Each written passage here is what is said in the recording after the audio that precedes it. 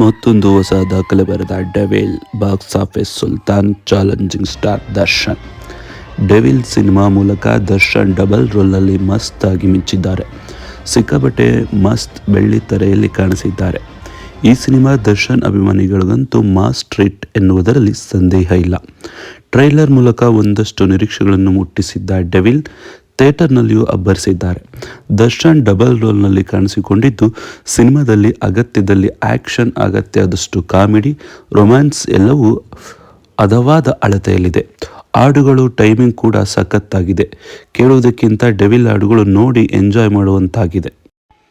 ನಟ ದರ್ಶನ್ ಅವರು ಜೈಲಿನಲ್ಲಿರುವಾಗಲೇ devil cinema release ಆಗಿದೆ.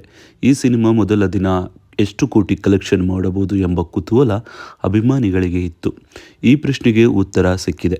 ಈ ಬಗ್ಗೆ ಬಾಕ್ಸ್ ಆಫೀಸ್ ಕಲೆಕ್ಷನ್ ಲೆಕ್ಕ ನೀಡುವ ಸ್ನ್ಯಾಕ್ ಮಿಲ್ಕ್ ವರದಿ ಮಾಡಿದೆ. ಸದ್ಯ ಕಲೆಕ್ಷನ್ ನೋಡಿದ ಫ್ಯಾನ್ಸ್ ಫುಲ್ ಖುಷಿಯಾಗಿದ್ದಾರೆ. ಕಾಂತಾರ ಚಾಪ್ಟರ್ 1 ಬಳಿಕ ಕನ್ನಡದ ಚಿತ್ರವೊಂದು ಮೊದಲ ದಿನ ಇಷ್ಟು ದೊಡ್ಡ ಗಳಿಕೆ ಮಾಡಿದ್ದು ಇದೇ ಮೊದಲು. ಕನ್ನಡ ಸಿನಿಮಾಗಳಿಗೆ ಜನ ಬರುವುದಿಲ್ಲ ಎಂಬ ಆರೋಪ ಮೊದಲಿನಿಂದಲೂ ಇದೆ.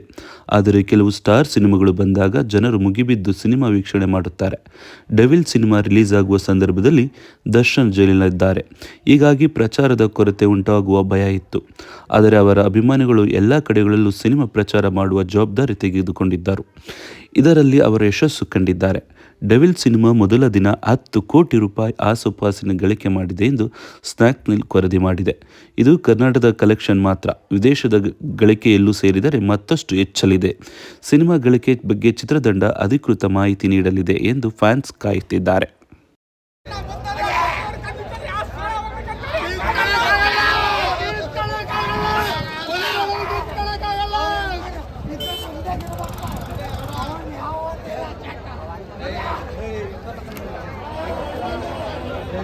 T shirt